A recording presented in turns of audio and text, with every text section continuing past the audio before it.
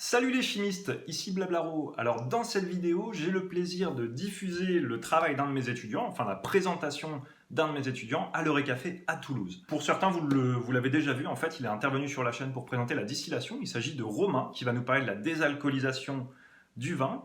Alors pour ceux qui ne connaissent pas, l'Eureka-Café, c'est un café scientifique qui vaut vraiment le coup, qui a ouvert ses portes à Toulouse en avril dernier. Donc si vous êtes dans le coin, je vous invite à aller les voir et je les remercie encore pour leur accueil. L'Eureka-Café nous a invités avec quelques collègues et nos étudiants pour faire une soirée TIPE.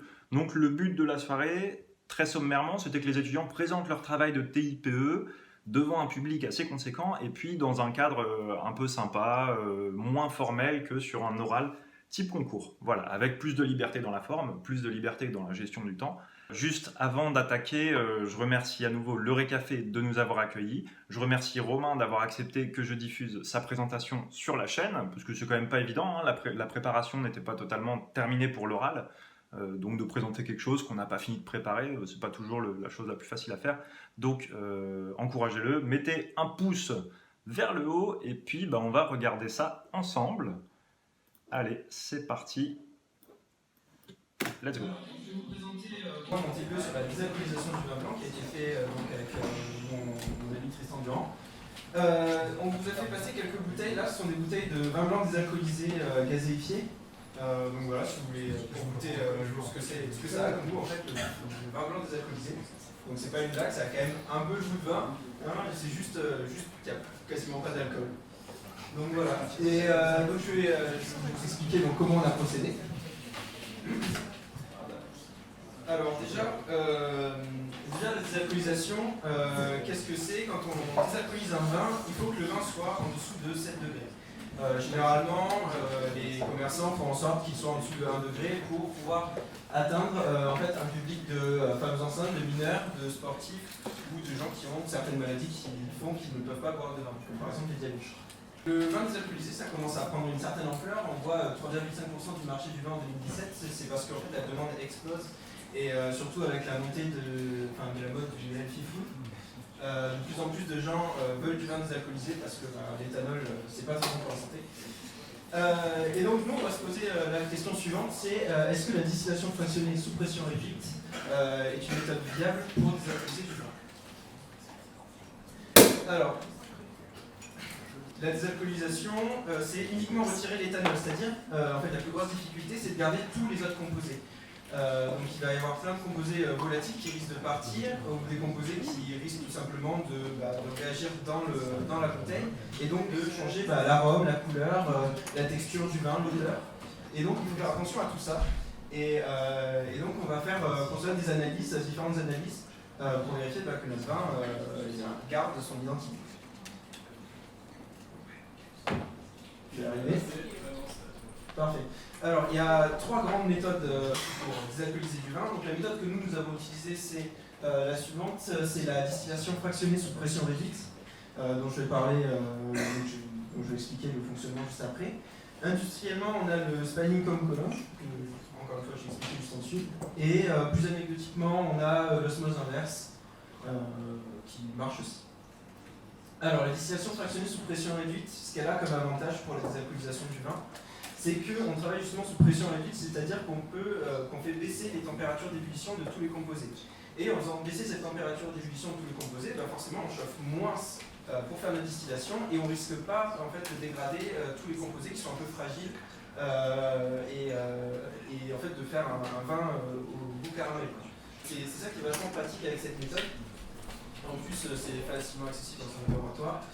Cependant, il y a beaucoup de désavantages. Déjà, c'est très long, on peut mettre environ 1h30 à peu près pour distiller juste 200 ml de vin, ce qui est super long. Il y a des risques d'implosion du montage si notre montage n'est pas assez solide. En plus de risque de fuite, si jamais il y a un trou dedans, forcément on n'est plus sous pression réduite et là il faut refaire tout le montage avec d'autres éléments. Et ensuite, surtout, et le pire en fait, ce sont les problèmes de régulation de l'ébullition, c'est-à-dire que à partir d'un certain moment, il arrive que le vin, l'ébullition s'emballe et remonte carrément dans la colonne si on ne fait pas attention. Et donc là, il faut très vite arrêter la pression réduite, sinon tout remonte dans la colonne et là, la distillation, elle est foirée. Donc il faut faire super gaffe à ça. Ensuite, le spalling column, alors c'est beaucoup plus industriel et ça marche beaucoup mieux, mais bon voilà, on n'a pas les moyens de s'offrir un spalling column à Doda.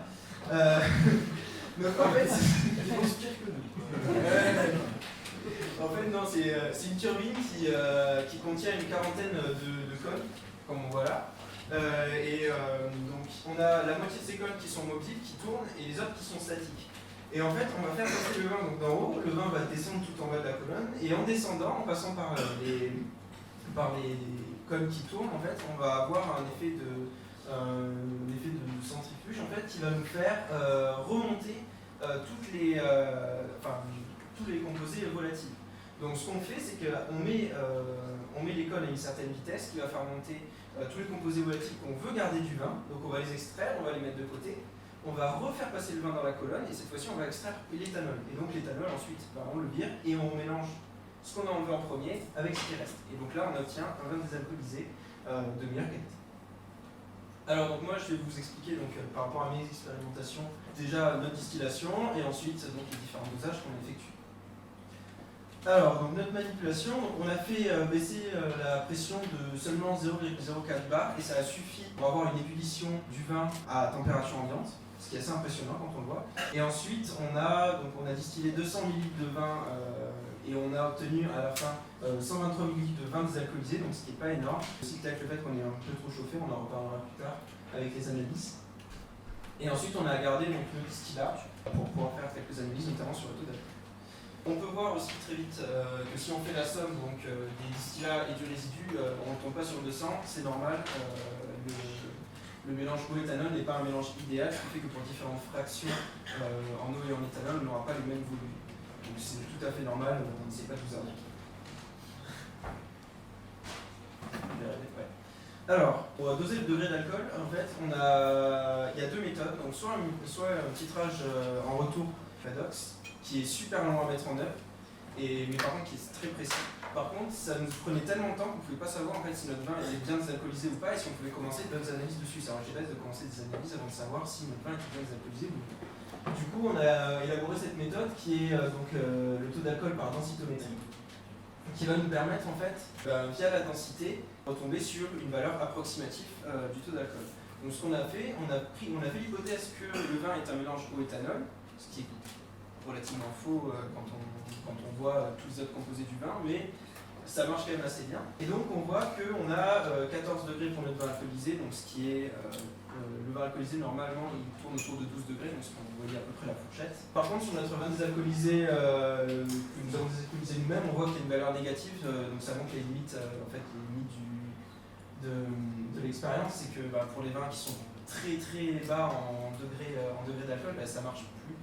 Tout simplement parce qu'il n'y a quasiment plus d'éthanol et il faut prendre en compte tous les autres composés et là bien sûr ça marche pas. Par contre pour les deux distillats ça marche très bien parce que tout ce qu'on a enlevé c'est quasiment que de l'eau et de l'éthanol et donc là on a des valeurs qui se rapprochent beaucoup plus de la réalité avec donc 51 degrés et 18 degrés, ce qui montre bien qu'on a enlevé énormément d'alcool dans notre vin. Ensuite nous avons donc dosé les ions fer-2 par spectrophotométrie. Alors les ions fer-2 c'est ceux-là qui sont responsables de la couleur de votre vin, donc c'est pour ça que votre vin en fait est vin blanc et jaune, tout simplement. On remarque une augmentation donc, dans les vins désalcoolisés et ce qui va être très important, vous allez le voir, c'est que là, pour notre vin désalcoolisé, on dépasse les 10 mg par litre. Et qu'est-ce qui se passe quand on dépasse les 10 mg par litre? Dommage, j'ai raté mon effet. On a ce qui s'appelle la casse férique, donc c'est-à-dire que les ions fer-2 sont trop concentrés et vont réagir avec le phosphore dans le vin. Et donc ça va créer un précipité blanchâtre immonde qui ne donne pas du tout envie d'acheter le vin. Et en fait, c'est principalement pour ça qu'on n'aurait pas pu commercialiser le vin. C'est que déjà, vous voyez ça à Carrefour, un vin qui est complètement trouble, jamais vous l'achèterez quoi. Donc ça, c'est l'un des principaux problèmes. En cubique. Ouais, en cubique, là on ne le voit pas, c'est un machine. Ouais. Ensuite, on a dosé les sulfitiles. Les sulfitiles, en fait, vont servir pour la conservation du vin. En gros, c'est eux qui vont faire en sorte que votre vin ne tombe pas au vinaigre. Donc c'est quand même vachement important d'en avoir, quoi. Surtout si on veut le conserver pendant quelques temps. Et donc on voit qu'on a une concentration qui diminue, mais par effet de concentration, en fait, si on refait le calcul et qu'on revient en quantité de matière, on se rend compte qu'on n'en a quasiment pas enlevé. Et donc c'est plutôt cool parce que notre vin peut bien se conserver. Ensuite, donc, il y a le résultat de mon collègue qui lui travaillait sur le fameux titrage en retour qui est super long. Donc là, on a obtenu des valeurs beaucoup plus précises et effectivement, on voit bien que notre désalcoolisation a marché. On a 0,5 degrés d'alcool, ce qui est quasiment, ce qui est égal avec le vin désalcoolisé industriellement. Donc sur ce point, c'est vachement bien. De même, pour l'acidité totale, en équivalent d'acide sulfurique, on a une légère augmentation, mais franchement, c'est pareil. Sur ce point-là, on garde la même acidité. Donc en conclusion, qu'est-ce qu'on peut dire? On peut dire que déjà, on a bien enlevé l'éthanol, donc là-dessus ça a bien marché. Pareil, au niveau des SO2 libres, on peut toujours conserver notre vin. L'acidité, pareil, ne change pas. Et par contre, pour les ions fer2, c'est là qu'est le plus gros problème. C'est ce fait qu'on est au-dessus de 10 mg par litre. Alors, ce qu'on aurait pu faire, on aurait eu deux choix. C'est soit de rajouter de l'eau dès le départ, dès la fin de la désalcoolisation, ou sinon on aurait pu chauffer moins, ce quitte à enlever un peu moins d'alcool et du coup à moins se concentrer en ions fer2 notre vin. Voilà.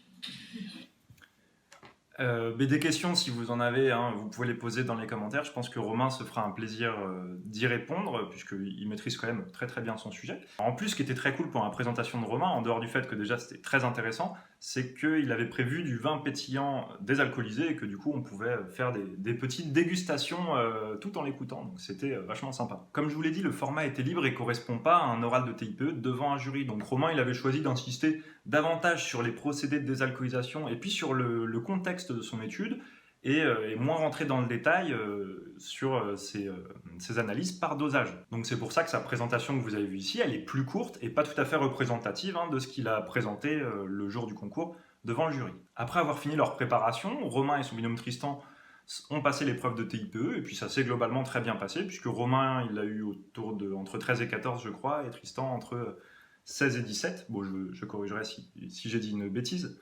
Mais bref, les deux en tout cas ont eu des bonnes notes et ont bien réussi. D'ailleurs, si vous avez bien regardé, il y a certains points dans ce TIPE qui sont pas évidents à défendre à mon avis devant un jury de concours. Alors pourquoi ils ont une bonne note? Parce qu'ils maîtrisent leur TIPE, ils en maîtrisent les manipulations, les exploitations et la démarche qu'ils ont produit. Donc finalement, ils sont capables de justifier leurs choix expérimentaux, d'expliquer en quoi ils étaient plus ou moins pertinents et de proposer des axes d'amélioration. Vous noterez au passage que les expériences présentées dans le TIPE n'ont rien d'extrêmement compliqué. On a une distillation sous pression réduite, on a des mesures d'indice de réfraction, et puis on a des dosages, donc titrage redox, titrage acido-basique. Donc vous voyez qu'on est sur des manips quand même assez simples, mais finalement avec une démarche solide, on peut arriver à faire quelque chose de très bien. Ça me semble essentiel de dire que pour avoir une excellente note à un TIPE, on n'a pas besoin d'aller faire des grosses manips dans des super laboratoires. On a eu pas mal d'étudiants qui ont eu entre 16 et 17 avec des manips qu'ils ont fait uniquement avec du matériel de lycée. Donc ce message, je pense qu'il doit être entendu. En fait, dans un TIPE, le fait de sortir du gros matériel pour faire une manip très poussée n'est en aucun cas un critère de réussite en soi. Tiens, j'en profite pour donner un conseil très général sur la problématique. Bon, là, je ne vais pas reprendre comment on pose la problématique, etc., même si ça mériterait un autre conseil à part entière. Mais c'est plutôt la problématique, ça va être le point de départ de votre travail. N'oubliez pas, quand vous arrivez en conclusion, rappelez cette problématique explicitement et expliquez dans quelle mesure on y a répondu. À mon sens, bien répondre à une problématique, ce n'est pas répondre par oui ou par non, c'est plutôt dire dans quel cadre on a réussi à y répondre, tout en mettant en relief les limites de notre méthode, de notre travail, de notre modèle qu'on a développé. D'accord ? Donc il faut faire preuve un peu de nuance à la fin, de dire dans quelle mesure on a répondu à la problématique, mais de remettre dans un contexte plus global et de finir sur une ouverture. Alors je vais mettre une petite critique sur l'oral qu'on vient de voir, même si je sais que Romain il a fait ça très bien devant les examinateurs. C'est au niveau de la réponse à la problématique. Il a effectivement répondu à la fin en disant bon, on a réussi à retirer l'éthanol sans se débarrasser des sulfites, du fer et des acides. Donc ça, ok, on dit dans une certaine mesure, on a répondu à la problématique, mais il manquait peut-être l'ouverture, à savoir de dire dans le vin, il y a énormément de composés, comme il l'a dit au début, et effectivement, il y a l'éthiol et les polyphénols qui devraient être aussi dosés à l'aide de techniques plus poussées, comme la spectrométrie de masse et les chromatographies, en phase vapeur ou en phase liquide à haute performance. Voilà. Si vous avez apprécié ce boulot, n'oubliez pas de mettre un pouce vers le haut. Évidemment, n'hésitez pas aussi à commenter, à partager. Et puis, si vous avez des questions sur la partie scientifique, je vous invite à les poser dans les commentaires. Je pense que Romain y répondra avec plaisir. Et quant à moi, je vous dis à bientôt au labo!